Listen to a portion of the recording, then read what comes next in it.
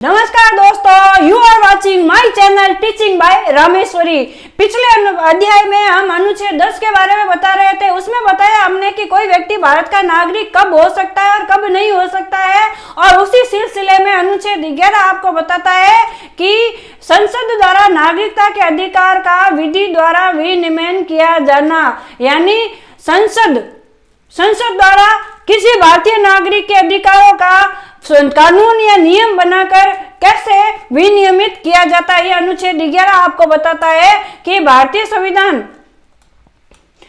का अनुच्छेद 11 भारतीय संविधान द्वारा कवर किए गए व्यक्तियों की नागरिकता के विनियमन करने के लिए संसद की शक्ति से संबंधित है। यानी संसद के पास में एक शक्ति है। संसद के पास में क्या शक्ति है कि संसद कानून बना सकती है किसी व्यक्ति के लिए कि वह भारत का नागरिक किस स्थिति में होगा, कब उसकी भारत की नागरिकता मिलेगी और कब उसको भारतीय नागरिकता से वंचित किया जा सकता है। यह शक्ति सिर्फ संसद के पास में है कि कितने वर्ष तक कोई व्यक्ति भारत में रहेगा तो उसे भारत की नागरिकता मिलेगी।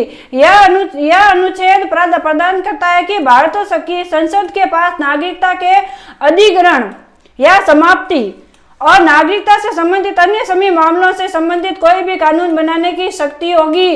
अनुच्छेद 11 संसद को शक्ति प्रदान करता है कि कोई व्यक्ति भारत का नागरिक कब होगा और कब उसको नागरिकता मिल सकती है और कब उसकी नागरिकता को समाप्त किया जा सकता है। यह अधिकार संसद को देना, यही अनुच्छेद 11 है। इसका मतलब यह है कि संसद भारतीय नागरिकता प्राप्त करने या खोने, देखिए, भारतीय नागरिकता खोने और प्राप्त करने और प्रक्रियाओं को निर्धारित करने के लिए कानून बना सकती है। यह अनुच्छेद 11 भारतीय संसद को अधिकार प्रदान करती है कि वह भारतीय व्यक्ति, कोई भी व्यक्ति है, उसको भारतीय नागरिकता प्राप्त करने या उसके खोने या उसकी प्रक्रिया यानी संविधान जैसे नियम बनाए जाते हैं, वह नियम को निर्धारित करके कानून बना सकती है और इन कानूनों को आवश्यकता अनुसार संशोधित भी कर सकती है। अनुच्छेद 11 संसद को शरणार्थियों और प्रवासियों सहित विदेशी नागरिकों द्वारा भारतीय नागरिकता प्राप्त करने के लिए मानदंड निर्धारित करने का अधिकार देती है। यानी यदि कोई शरणार्थी है या प्रवासी है, भारत में आया है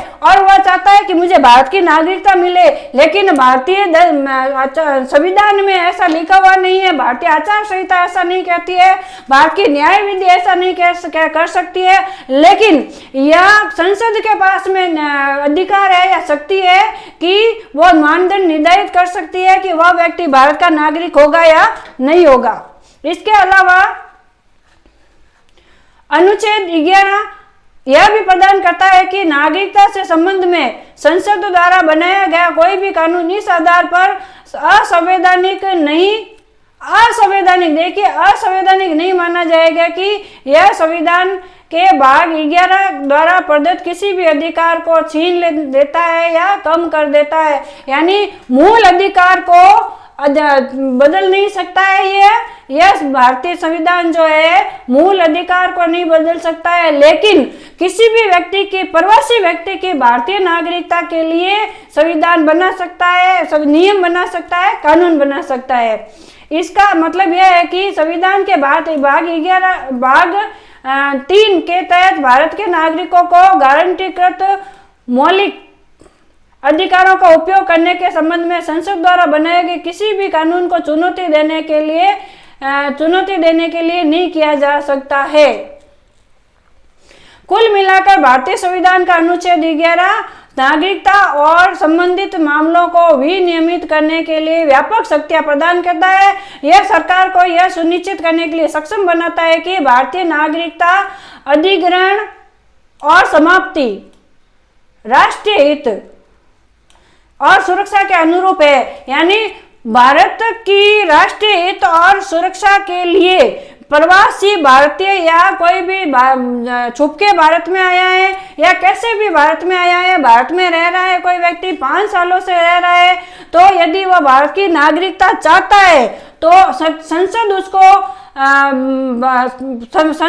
को संविधान शक्ति प्रदान करता है कि वह कानून बना के नियमों में परिवर्तन कर सके, लेकिन यह राष्ट्रीय हित में हो और राष्ट्रीय सुरक्षा में हो। ये तो था भारतीय संविधान का अनुच्छेद 11। हम आशा करते हैं कि आपको समझ में आया होगा।